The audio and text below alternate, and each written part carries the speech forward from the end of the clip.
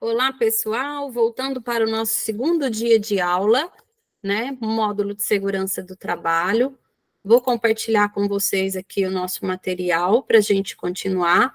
Lembrando que a gente falou ontem sobre alguns EPIs, né? Equipamentos de proteção individual, falamos do CA, falamos de equipamentos de proteção respiratória, que são dos equipamentos de proteção de um resgatista, bombeiro, brigadista, são considerados um dos principais, né? Lembrando aí que nem sempre vocês vão ter tempo hábil para analisar os riscos daquela situação. Então, a gente tem que treinar os olhos, fazer treinamentos prévios com situações hipotéticas de risco, para a gente saber como agir na hora do acidente, na hora que acontece um imprevisto, ok?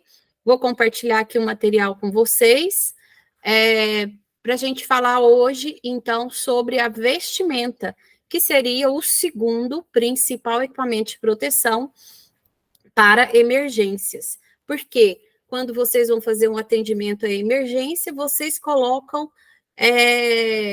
basicamente o corpo de vocês em risco, né?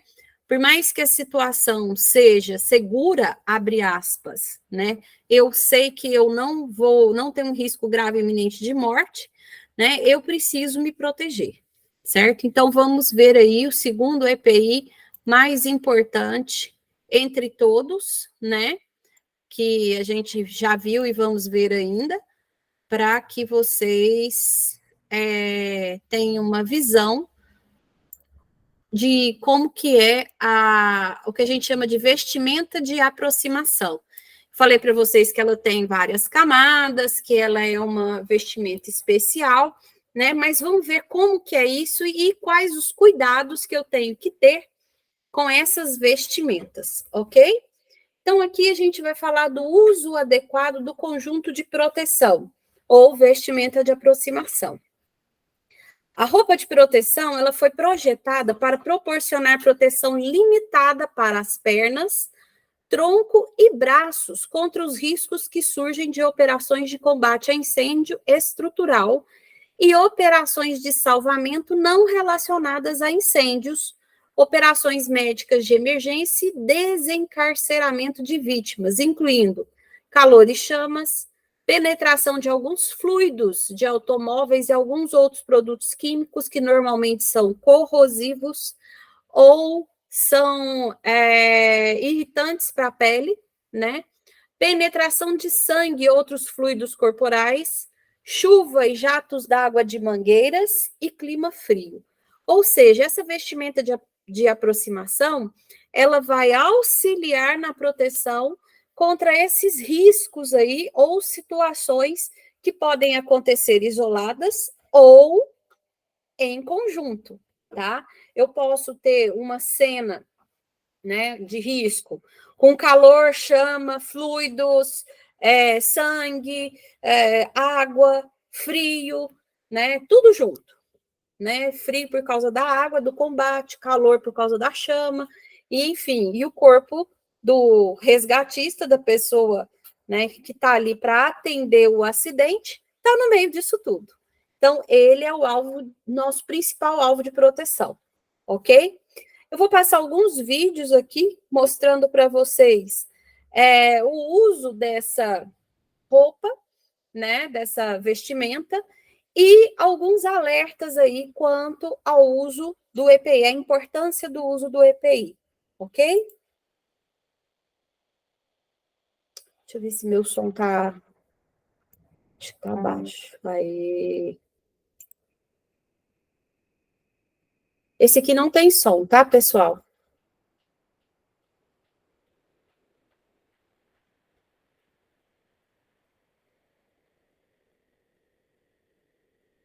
Vou até repetir para que vocês prestem atenção em como a vestimenta de aproximação é eficiente nesse caso aqui. Essa situação aqui é uma situação que a gente chama de bleed. O que é o bleed? Tá pegando fogo num compartimento, abre aspas, né, fechado, ele não está lacrado, mas ele está concentrando ali as chamas. Quando você abre, é como se fosse uma válvula de escape e entra de uma vez o oxigênio é alimento para o fogo. Então, a hora que ele entra, esse fogo tem que buscar um lugar para sair. Dois corpos não ocupam o mesmo lugar no espaço.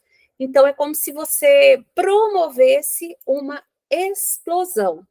A vestimenta de aproximação dos bombeiros e alguns que não estão com ela, mas estão com roupas potencialmente anti-chamas, né? E que ficam protegidos.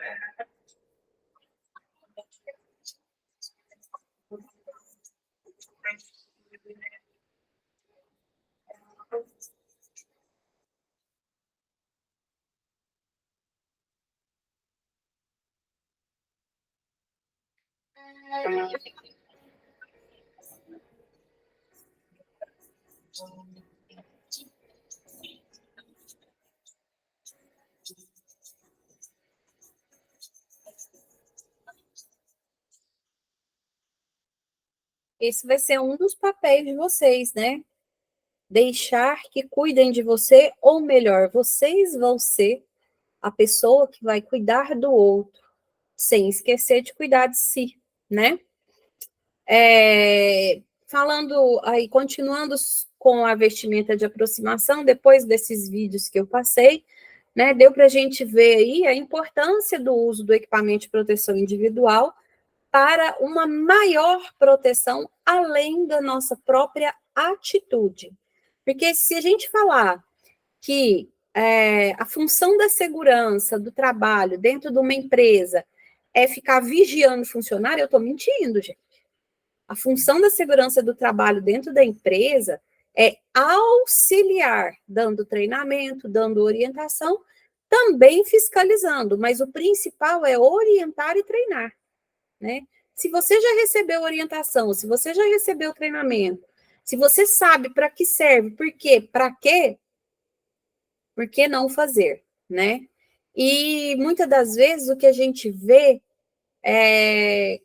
no comportamento dos colaboradores na área de trabalho é o famoso, que é uma frase que eu falo muito, mas que eu falo pessoal, é uma frase que a gente tem que cortar da nossa vida. É o famoso dá nada não, né? Ah, não, eu vou colocar esse óculos aqui só um pouquinho para fora, porque tá espirrando, mas não vai dar nada, não. Né? E aí é onde o acidente acontece, certo? No caso de vocês, que vão realizar aí um trabalho no sentido de atendimento a emergências, uma emergência não dá brecha, não dá tempo para dar nada, não, gente, né? O fogo, uma explosão, uma queda de altura e algumas outras situações de risco, né? São graves e eminentes. Não tem como eu falar que aquela situação, se eu agir assim ou assado, ou se a gente pensar ou treinar melhor, ou não dá, a gente não tem esse tempo hábil, ok? Então, aqui a gente tem que seguir à risca os treinamentos, as instruções e usar também de maneira adequada, de forma adequada, tudo aquilo que é para nossa proteção. Então, vamos conhecer o nosso conjunto de proteção. Aqui é uma breve visão de como ele funciona, tá, gente? Como que é a proteção dele efetiva para o meu organismo. A sua roupa de proteção é a sua principal fonte de proteção para o seu corpo contra o calor, chamas, abrasão, penetração de líquidos e cortes. Você deve estudar a sua construção para entender suas funções e limitações. Aí vocês vão falar assim para mim, nossa, mas a roupa para atendimento à emergência, ela limita a mobilidade, ela dificulta os movimentos, para isso que tem treinamento, para isso que tem orientação, para isso que eu vou colocar, tentar, simular, usar para eu acostumar, certo? Roupas de bombeiro protegem de duas maneiras. Primeiro, elas proporcionam isolamento limitado de temperaturas extremas, ao criar espaços de ar entre as várias camadas. Né? Como eu falei já anteriormente, né, no módulo anterior, a gente está vendo roupas aí, tecnologias, ampliando o número de camadas nas roupas para proteção do nosso corpo, né? Então, cada situação, uma.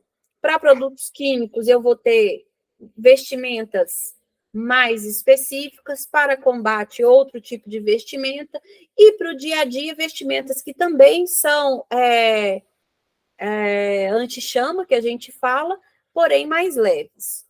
O ar é a melhor forma de isolamento, porque o calor viaja através dele mais lentamente do que na maioria dos materiais sólidos ou do que na água.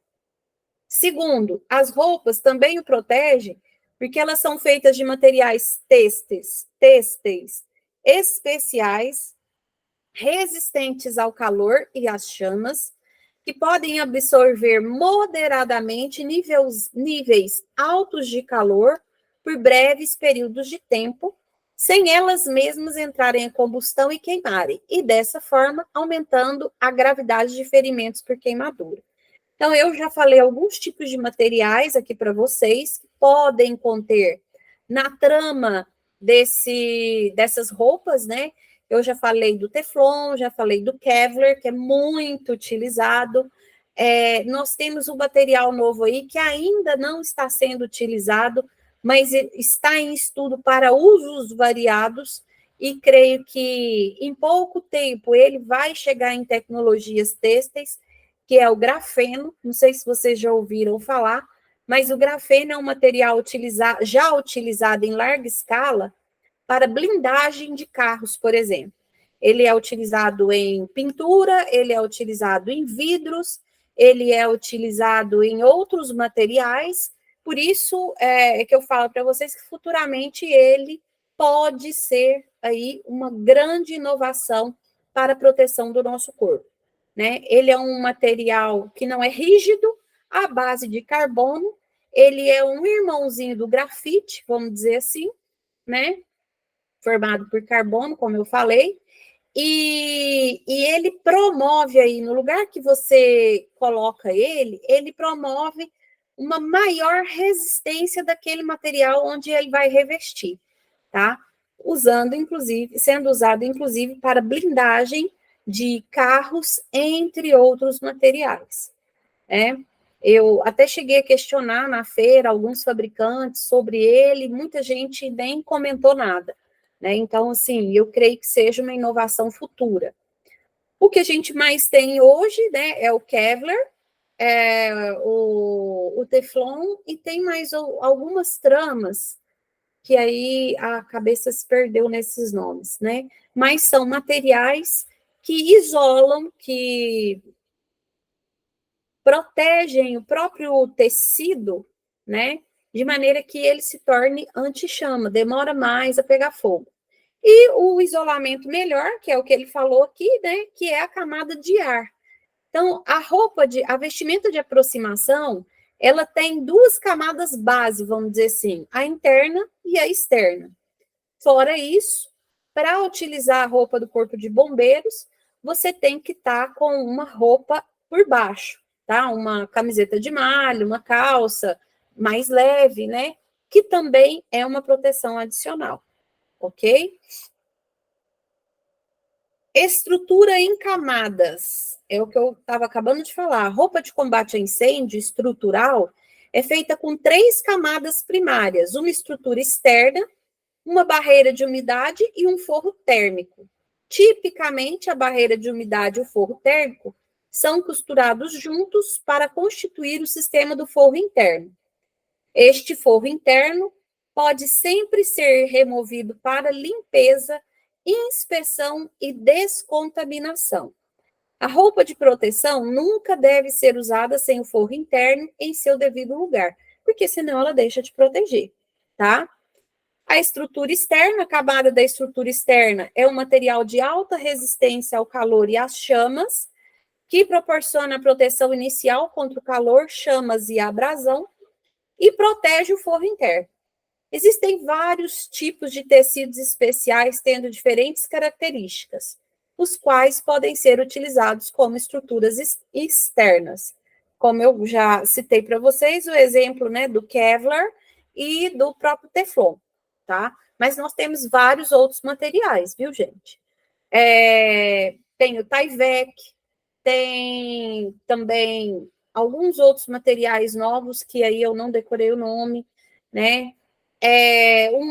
Um tecido que ele é muito parecido visualmente, estruturalmente não, tá? Mas visualmente com o papel alumínio, né? Para vocês terem uma noção aí, né, de quantos materiais existem para compor a estrutura externa da roupa do bombeiro, tá? Quando você pega o pano, ele é um pano mais grosso. Quando você pega a roupa, ele parece um pano mais grosso. Parece que ele tem ferro, mas ele não tem, tá? Porque ele fica armado, ele fica quase que em pé, né? Mas é devido a essa trama de proteção. O forro interno com barreira térmica consiste de uma barreira térmica e de uma barreira de umidade costuradas juntas como uma unidade. Existem vários tipos de barreiras térmicas. Algumas são do tipo bateduras de não tecidos, feitas de fibras resistentes ao calor, e algumas são feitas de um tipo especial de espuma de células fechadas resistente ao fogo. A barreira térmica, geralmente, consiste de um tecido face e de uma segunda camada mais grossa, os quais são presos juntos para maior estabilidade e resistência. A barreira de umidade é um filme ou um revestimento sobre um substrato que reduz a quantidade de água do ambiente que poderia penetrar no interior da roupa. A barreira de umidade é unida a um tecido ou substrato de não tecido para dar-lhe resistência e durabilidade. Todas as barreiras de umidade respiráveis têm a habilidade de evitar que a umidade de líquidos passe através dela, enquanto permitem a passagem do vapor e da umidade. O Teflon é um desses materiais que dá essa característica aqui.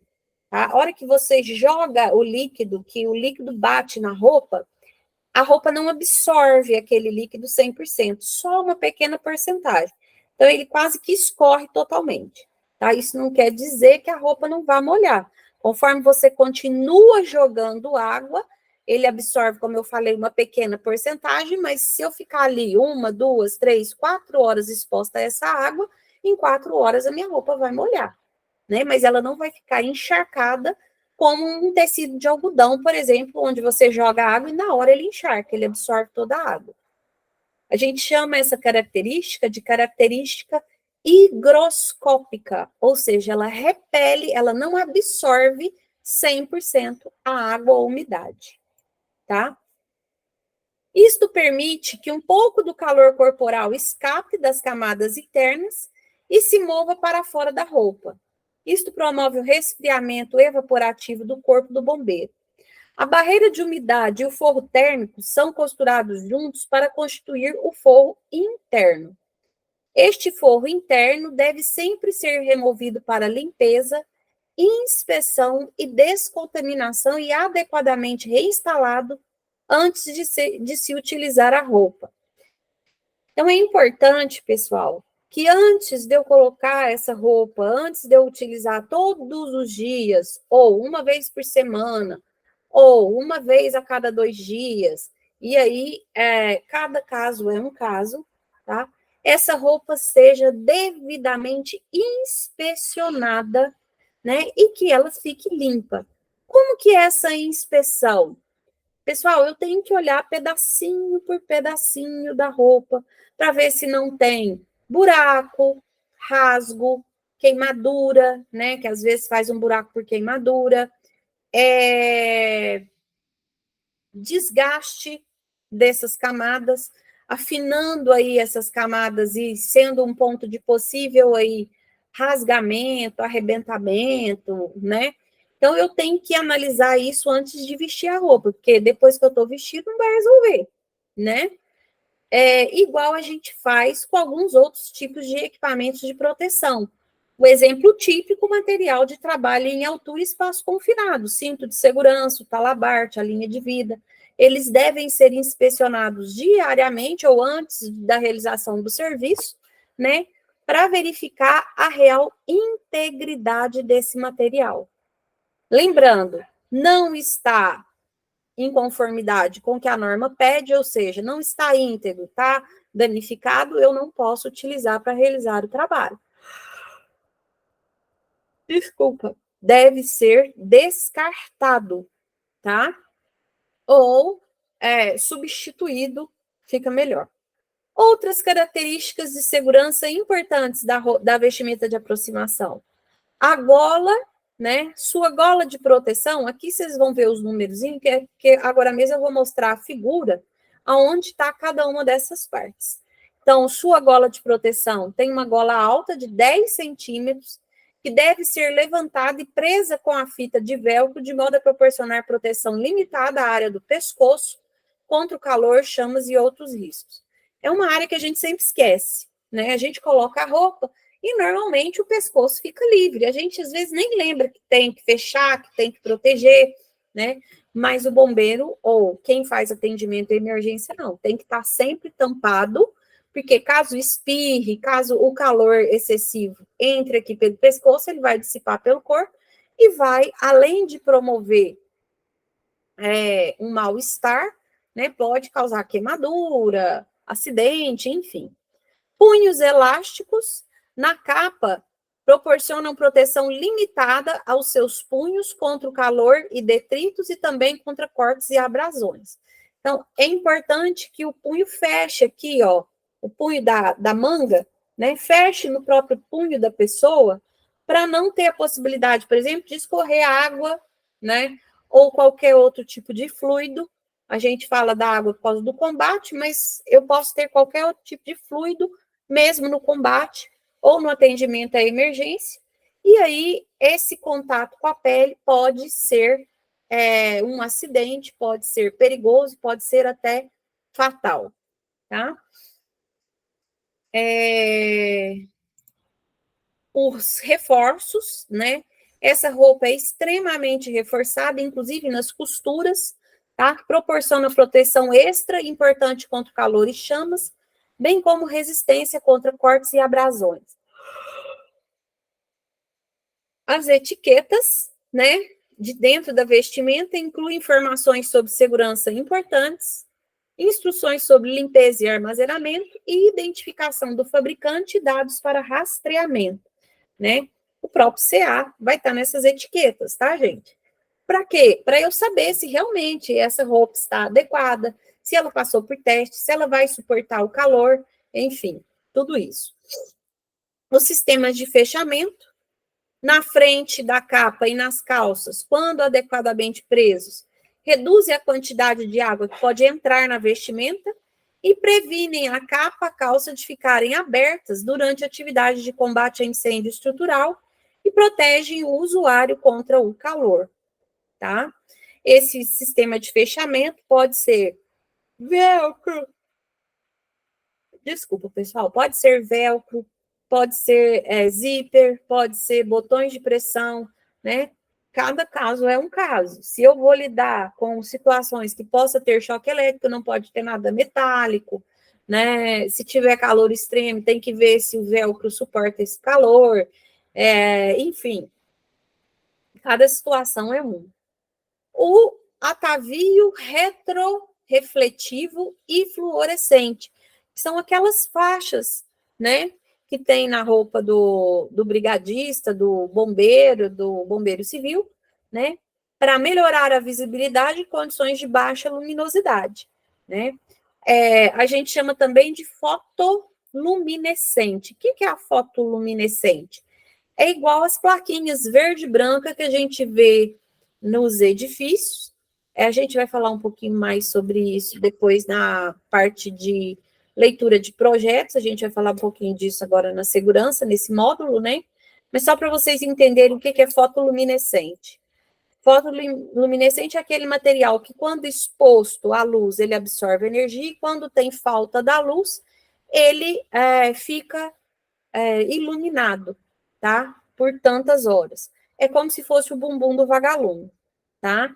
No dia, você olha, ele não tem nada, à noite ele brilha, certo? Basicamente a mesma coisa. Inspecionando seu conjunto de proteção. Importante, hein, pessoal? Aqui eu vou me assegurar que o meu equipamento vai efetivamente me proteger, tá? Então, se eu não fizer essas inspeções, né, eu posso ter aí riscos graves e iminentes para a minha própria vida, tá? Então, a preparação. Leia primeiro todas as etiquetas de segurança localizadas no forro interno de todas as capas e calças de proteção. Se as etiquetas estiverem faltando, retorne a roupa ao fabricante imediatamente, tá? Como eu falei para vocês, em casos de atendimento à emergência, eu, muitas das vezes, ou 100% das vezes, eu não vou ter segunda chance. Se eu errar, esse erro pode e provavelmente será fatal. Frequência. Você deve inspecionar a sua roupa de proteção nas seguintes ocasiões: no recebimento de sua nova roupa de proteção ou de elementos de reposição, no mínimo mensalmente, depois do recebimento durante a vida útil da vestimenta, após exposição ao alto calor, produtos químicos, agentes de combate a incêndio, incluindo espuma AFFF e água. Essa espuma vocês vão perguntar lá para o professor que está dando combate a incêndio, que espuma que é essa, tá? Após exposição a fluidos corporais, incluindo sangue, e após limpeza, reparo e descontaminação. Normalmente, pessoal, essas roupas que são contra fogo, né, que a gente fala, ou retardante ao fogo, né, enfim, cada um coloca um termo, né, normalmente elas não podem ser lavadas igual uma roupa que a gente põe na máquina de lavar e vai lá e passa com ferro. Né? A roupa do eletricista, por exemplo, não pode ser passada a ferro. Os uniformes de eletricista, quando você recebe ele do fabricante, ele já vem com o número máximo de lavagens que ele suporta, para manter a sua adequada proteção. Então, a roupa do bombeiro não é diferente, né? Essa roupa, ela dura 15 lavagens, 20 lavagens, 100 lavagens, 50 lavagens. Não pode ser passada a ferro, não pode ser exposta ao sol ou calor extremo, e assim vai, tá? São instruções que vão estar nas etiquetas, ok?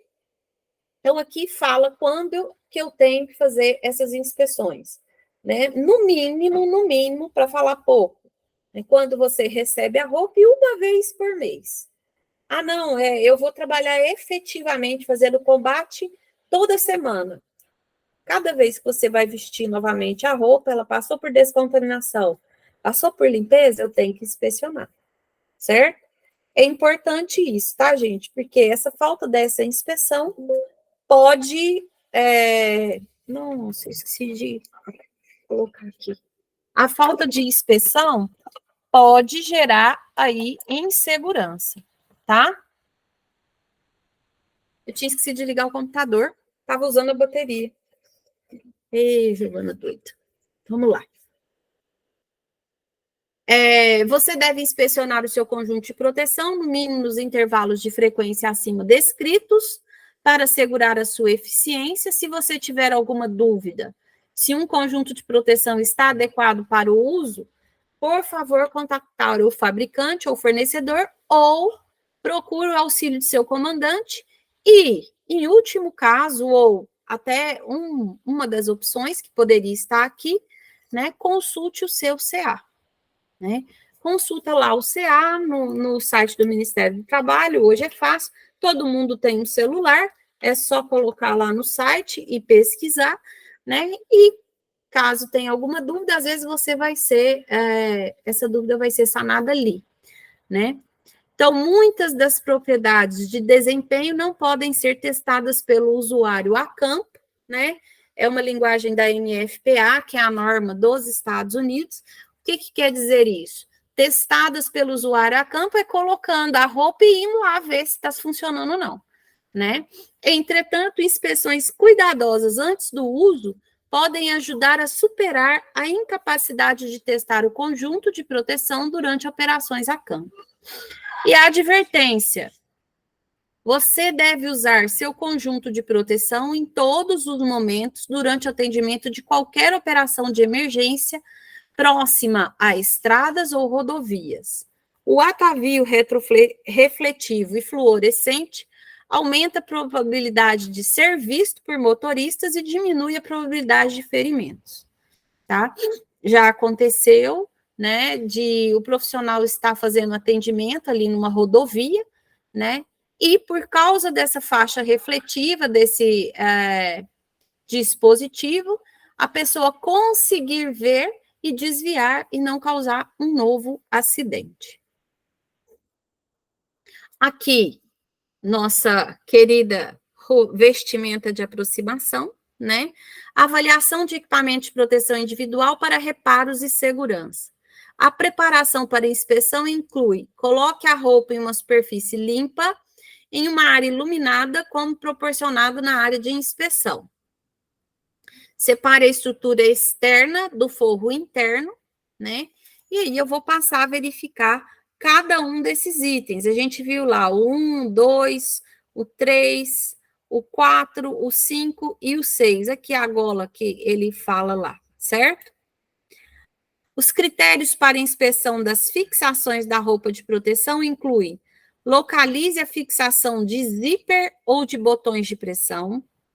Verifique o zíper quanto à funcionalidade corrosão, se ele não está emperrando, se ele não está soltando, né? Se ele não está enferrujado, quebrado. Desconecte e examine os botões de pressão quanto à corrosão e certifique-se de que suas fixações às mangas e bainhas estejam presas. Assegure-se de que todos os botões de pressão funcionem bem. É só testar, né, gente? Tecido, examine em busca de sujeira, pontos de afinamento, buracos, rasgos, efeito quebradiço, queimaduras ou abrasões e pontos de desgaste. Eu já falei sobre isso, né? É importante a gente verificar, porque só porque a roupa está gasta, ela não presta? Não, ela não vai me proteger efetivamente. Mas, né, dependendo do caso, né, você acaba utilizando ela para atendimentos de baixo risco. A descoloração poderá ser um sinal de superexposição à luz ou ao calor, por exemplo, e diminui a resistência do tecido. Efeito quebradiço, rachaduras e queimaduras são um sinal de que as outras camadas devem ser rigorosamente inspecionadas, né? Pode ser um ponto de falha ali, e ali pode ser, né, o princípio de um acidente ou até da sua morte. Pegue qualquer parte do tecido que possa estar danificada ou desgastada em ambas as mãos e tente empurrar seus polegares através do tecido, fazendo assim, ó. Ó, deixa eu ver se eu consigo. Tá? Como se a gente estivesse contando dinheiro.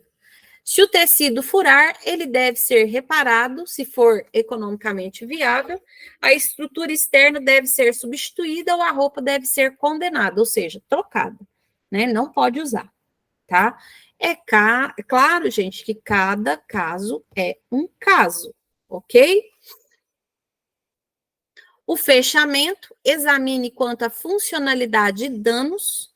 Fitas de velcro. Prenda e desprenda os fechamentos com as fitas de velcro para ter certeza que funcionam bem.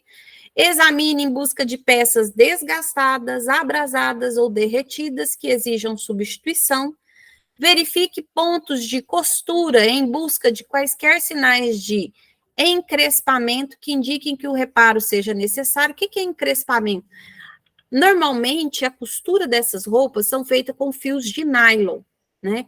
O nylon, quando exposto a calor extremo ou situações extremas de calor, acidez, produtos químicos, né, que possam vir a danificar esse produto, né, reagir com ele enrola, encrespa, tá? Como se eu queimasse um cabelo. Se vocês prestarem atenção, pega um fio de cabelo e coloca no fogo, ele, né, enrola tudo. É isso que ele está falando aqui. Zíperes, examine todos os zíperes em busca de funcionalidade e corrosão que exijam substituição, né, ou exigiriam substituição. Verifique os pontos de costura em busca de fios soltos que indique que um reparo seja exigido para não descosturar na hora do atendimento, para não fazer um buraco e criar um ponto ali de acidente, por exemplo, de machucar, enfim. Ferragens, examine todas as ferragens, isto é, ganchos e Ds, botões de pressão, em busca de corrosão ou outro dano que indique substituição. Verifique se a fixação deles a calça, capa ou botas está segura. Atavio retrorefletivo, né? Inspecione a roupa à procura de atavio refletivo ausente, queimado, solto, derretido ou rasgado, ou de atavio refletivo que tenha perdido suas propriedades retrorefletivas, tá? Se o pano daquela fita, né, tiver desgastado, ele não vai brilhar no escuro mais, então tem que trocar, tá? Vocês estão vendo aqui, muito importante, essa vestimenta, ela é uma vestimenta potencialmente cara, eu não sei custos, tá? Porém, pessoal, ela tem aí a possibilidade de, que ele pôs aqui, de ser reparadas, né? Costuradas novamente, remendadas, enfim. Desde que isso seja feito por uma empresa idônea, normalmente o fabricante, e que ele laude, ou seja, emita um documento falando que aquele reparo está de acordo com a norma, de acordo com as características do produto e que ele vai manter suas condições, as suas características de proteção íntegras, tá? Não posso pegar uma roupa, né, que precisa de reparo e mandar ali para Dona Maria da esquina, que costura à mão mesmo, e ela vai costurar de qualquer jeito, certo? Isso é importante. Vocês podem achar assim, gente, a Giovana tá doida falando desse jeito, mas a gente vê de tudo na área, de tudo, né? Tem umas empresas aí, uns abençoados, que faz reparo de roupa com fita marrom, né? Um dia vocês ainda vão conhecer a fita marrom. Como diziam os funcionários onde eu trabalhava, fita marrom é vida, né? É como se fosse uma super bonder, gente. Qualquer coisinha era fita marrom, tá? Ela era melhor que a super bonder. Atavios danificados devem ser substituídos, né? Atavios soltos que mantenham sua refletividade devem ser recosturados à roupa de maneira adequada. As propriedades retrorefletivas podem ser avaliadas executando-se um teste com lanterna. Segure uma lanterna acesa ao nível dos olhos, próxima à têmpora, aqui na testa, né? Ou no cavalete do nariz, e aponte o facho de luz para o atavio da capa calça. Fique distante cerca de 140 centímetros, ou seja, 1,5 m mais ou menos. Compare a luz refletiva do atavio da capa a uma amostra de atavio novo. Se a luz refletiva for substancialmente menor do que a luz vista na amostra, o atavio deve ser substituído. Se não, vida que segue. Certo? Deixa eu ver só uma coisa. Tá. Reforços, bolsos, alças de lanternas, alças de argolas, letras, etc. Examine todos os reforços, componentes, para ter certeza de que eles estão seguramente costurados à roupa. Verifique as fitas de velcro ou botões de pressão nas abas dos bolsos em busca de funcionalidade e danos. Se tiver aberto, não vai resolver nada. Porque às vezes eu preciso colocar ferramenta, né, para aproximação, para alguma ação rápida. Se não está funcionando, não vou usar, né? Os acessórios, verifique todos os itens acessórios para assegurar que eles atendem às especificações do fabricante, né, ou a norma NFPA de 1971. A norma NFPA é a norma dos Estados Unidos. Só para um parêntese aí, né, porque apareceu ela aqui novamente, já é a segunda vez, a NFPA são os órgãos lá dos norte-americanos, né, e elas são referência para o mundo em proteção contra incêndio.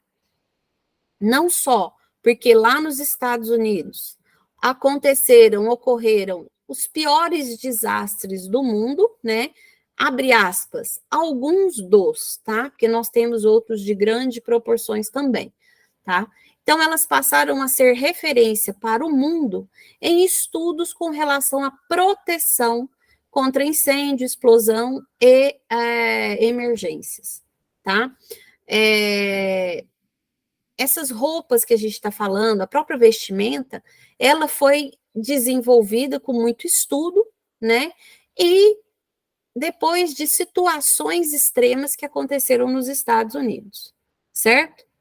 Pontos de costuras e costuras. Examine todas as costuras à procura de fios soltos, quebrados, pontos falhos e fraquezas. Etiquetas, localize e inspecione a etiqueta de segurança e as etiquetas de instruções de limpeza e identificação do fabricante. Verifique se todas as etiquetas estão sobre ou dentro do conjunto de proteção. E certifique-se de que todas as etiquetas sejam legíveis e estejam seguramente presas aos componentes, porque elas são forma de proteção também, ok? Os critérios para inspeção do forro interno da roupa de proteção incluem o tecido, né? Nada diferente do que a gente já viu. Examine em busca de sujeira, pontos de afinamento, furos, rasgos, efeito quebradiço, queimaduras ou abrasões e pontos de desgaste. A descoloração também é um sinal de superexposição à luz e pode ter enfraquecido o tecido. Efeito quebradiço, rachaduras ou queimaduras são um sinal de que as outras camadas devem ser rigorosamente inspecionadas ou que eu vou ter que descartar aquela roupa, né? E segure qualquer parte do tecido que possa estar danificada ou estragada em ambas as mãos, né? Para ver se, ao você contar o dinheiro, vamos dizer assim, né? A hora que você faz assim com o tecido, para ver se ele não vai esfarelar, rasgar, esburacar, dobrar, né? Senão eu tenho que trocar a roupa, a vestimenta todinha. Ela está condenada a não me proteger, tá? Punhos, pontos de costura, etiquetas e tecido, face em matelacê, né? Os anteriores, pessoal, a gente já viu, né? Os punhos de proteção, a procura de encolhimento, alongamento dos furos do polegar, perda de elasticidade e integridade das costuras, examinar todas as costuras, a procura de fios soltos, quebrados, pontos falhos ou fraquezas, né? Descosturas, etiquetas, localizar e inspecionar para ver se está tudo certinho. Tecido face em matelacê. Matelacê, gente, é aquele tecido Sabe coxa de cama, que é fofinho, né? A roupa, o tecido do bombeiro, a vestimenta de aproximação, ela tem essa característica fofinha, né? Então, eu tenho que examinar para ver se ali não tem furo, se não está danificado, né? Se não está gasto, se não está queimado, se não está descosturado, para eu ver se precisa ou não, né? Trocar essa roupa. A camada do forro térmico, né, que é costurado junto com a barreira de umidade. Eu tenho que examinar a procura de pontos de afinamento incomuns, onde a camada do forro térmico foi danificada, tornou-se corrompida, né, comprimida ou migrou, né? E aí eu tenho que condenar essa roupa, né? Então eu tenho que passar a mão, ver se está tudo certinho, né? Principalmente em pontos onde a gente sabe que vai ser mais exigido no corpo do bombeiro. Ombros, cintura, braços, né? Porque às vezes eu vou usar uma máscara autônoma junto com a minha vestimenta, e a máscara é pesada, ela pode roçar, pode promover compressão do próprio tecido e aí danificar a roupa, certo? A barreira de umidade, né? A gente já falou, né? Ela é como se fosse um plástico, vamos dizer assim, né? Um material isolante, né? E eu também tenho que inspecionar ela, nada diferente do que a gente já viu. Utilize equipamento para teste hidrostático em qualquer área suspeita.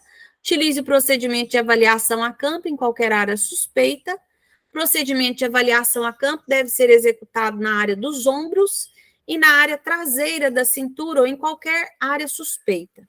Procedimento deve ser executado a temperatura ambiente. Utilize uma mistura de água e álcool, de uma parte de álcool, né, o álcool 70%, em 6 de água de torneira. O forro térmico e barreira de umidade seco deve ser colocado sobre um balde com o forro térmico voltado para baixo. Por uma xícara, né, dessa mistura, né, dentro de uma área em formato côncavo, tá, da barreira de umidade, você faz um buraquinho, deixe ficar por 3 minutos. Se o líquido passar, a barreira de umidade foi danificada, ou foi desgastada e deve ser reparada ou substituída. Após esse procedimento, o forro deve ser limpo e deixado secar, caso molhar, né? E aí, nós vamos terminar a nossa primeira parte da segunda aula do módulo Segurança do Trabalho, ok?